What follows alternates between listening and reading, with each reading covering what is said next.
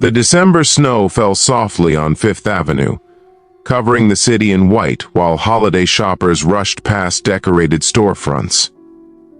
Michael Rivers stood outside FAO Schwartz with his 3 daughters, trying to decide if they had time for one more store before dinner.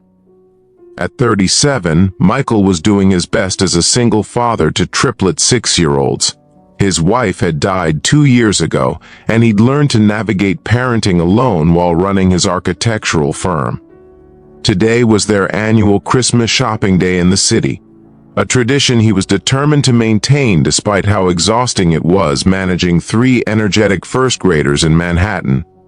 "Daddy, can we see the toy soldiers?" Emma asked, pointing at the window display. "And the Lego castle," Lily added. "And I want hot chocolate," Sophie finished. Michael was about to answer when Emma tugged his jacket and pointed down the street. "Daddy, why is that lady crying?" Michael followed her gaze. About 20 feet away, a young woman sat in a wheelchair outside a closed storefront. She wore a burgundy coat that looked expensive but worn, her blonde hair falling around her shoulders.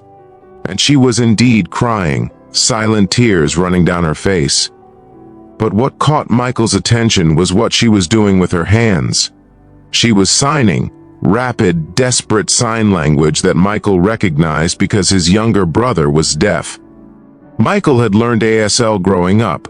The woman was signing "please help me" over and over, her hands moving frantically while tears streamed down her face. "Girls, stay right here with your backs against this window. Don't move. I'll be right back." Michael approached the woman carefully, not wanting to startle her. When he was close enough, he signed, "Are you okay? Do you need help?" The woman's eyes went wide with shock and relief. Someone understood her. She signed back rapidly, "Thank you for stopping.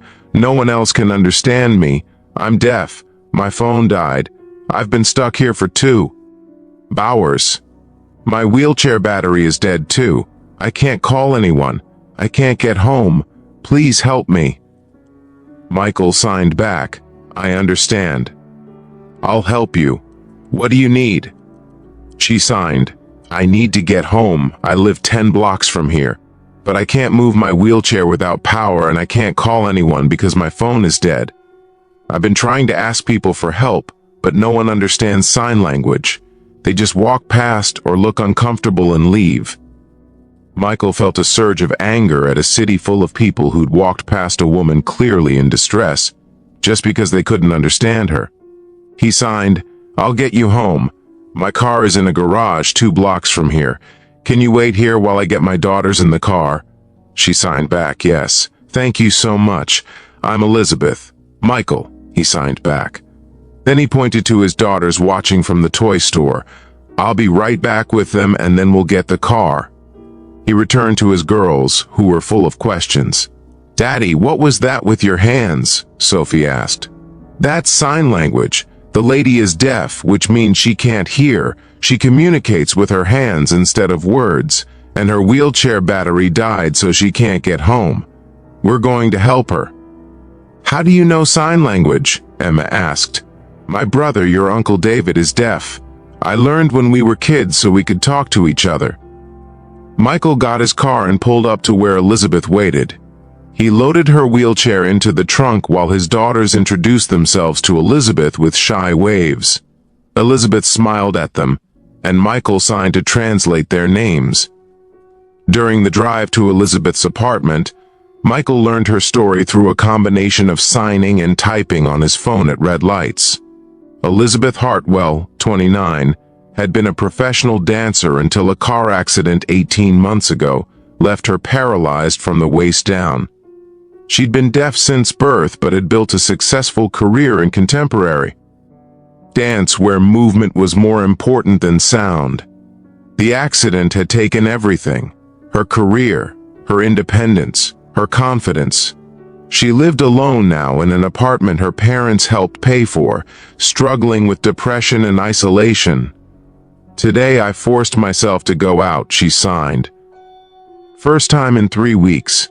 I went to physical therapy and then tried to do some shopping, feel normal, but my phone died and then my wheelchair died and I panicked. I felt so stupid and helpless. Thank you for stopping. Thank you for understanding." Michael signed back while stopped at a light. "You're not stupid. Equipment fails. It happens to everyone. I'm glad I could help." They reached her apartment building, but there was a problem. 4 steps led up to the front entrance. No ramp, no accessible entry. "There's supposed to be a ramp," Elizabeth signed, frustrated. "The building was supposed to install it 2 months ago. They keep delaying." Michael looked at the steps, then at Elizabeth and her powerless wheelchair, then at his 3 daughters. "Okay, here's what we're going to do. Girls, you're going to help. Emma and Lily, you carry Elizabeth's bags. Sophie, you're in charge of holding the door open once we get to the top. I'm going to carry Elizabeth up these steps and then come back for the wheelchair. You don't have to—" Elizabeth started to sign, but Michael gently interrupted. "You need to get inside. Your apartment is on which floor?" "3rd floor. There's an elevator inside." "Perfect. Let's get you home." Michael had carried heavy materials at construction sites. He was strong enough. He scooped Elizabeth up carefully, mindful of her dignity and her injury. She weighed almost nothing. At the top of the steps, Sophie held the door like she'd been assigned a sacred mission. Michael carried Elizabeth to the elevator while his girls followed with her bags, and one of them somehow managed to wheel the powerless chair.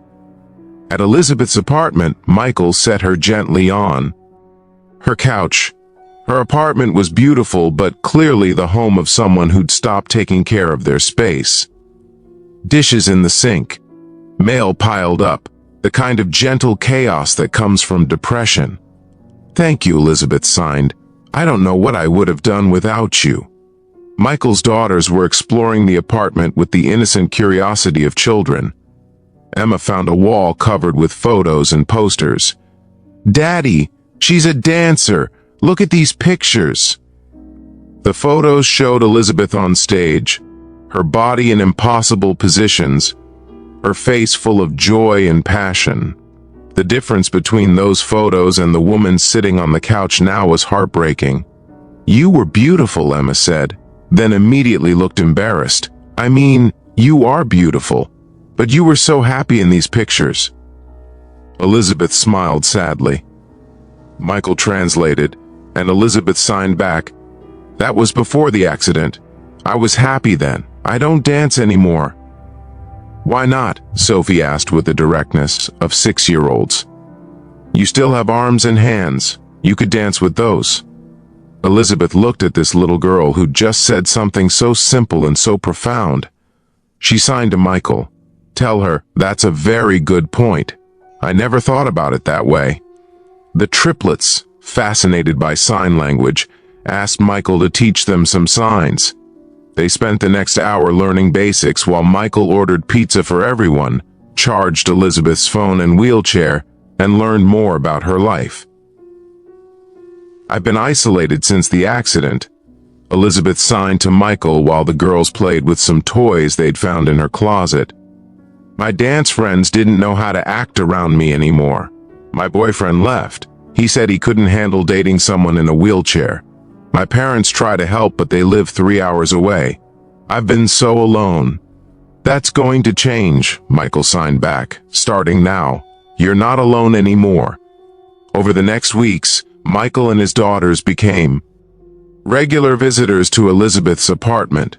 The girls loved learning sign language, and Elizabeth loved teaching them.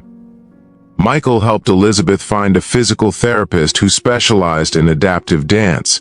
He connected her with a community of disabled performers. And slowly, Elizabeth started dancing again. Different than before, but no less beautiful. She choreographed pieces from her wheelchair, using her upper body and her chair as part of the performance. The first time she performed at a small showcase, Michael and his daughters were in the front row, signing applause because they'd learned that's how deaf audiences show appreciation. 6 months after that snowy December day, Elizabeth was offered a position teaching adaptive dance at Juilliard. She'd found her purpose again, teaching others who'd been told their disabilities meant the end of their artistic dreams. At her first official Juilliard class, Michael and the triplets attended. Watching Elizabeth work with her students, Michael saw the joy return to her face, the same joy from those photos on her wall. After class, Elizabeth signed to him, "Thank you for stopping that day. Thank you for not walking past like everyone else. You saved my life." Michael signed back, "You saved mine too. My daughters learned that helping people isn't about convenience. It's about seeing someone who needs help and choosing to care. That's the most important lesson I could ever teach them. So thank you for letting us be part of your journey." 2 years later, Elizabeth performed at Lincoln Center in a groundbreaking show featuring disabled dancers.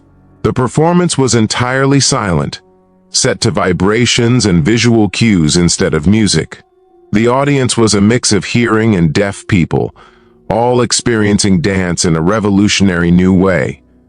Michael and his daughters, now 8 years old and fluent in ASL, watched from the audience. When Elizabeth finished her solo piece, the entire audience erupted in signed applause, hands waving. In the air, in the beautiful silence that meant everything.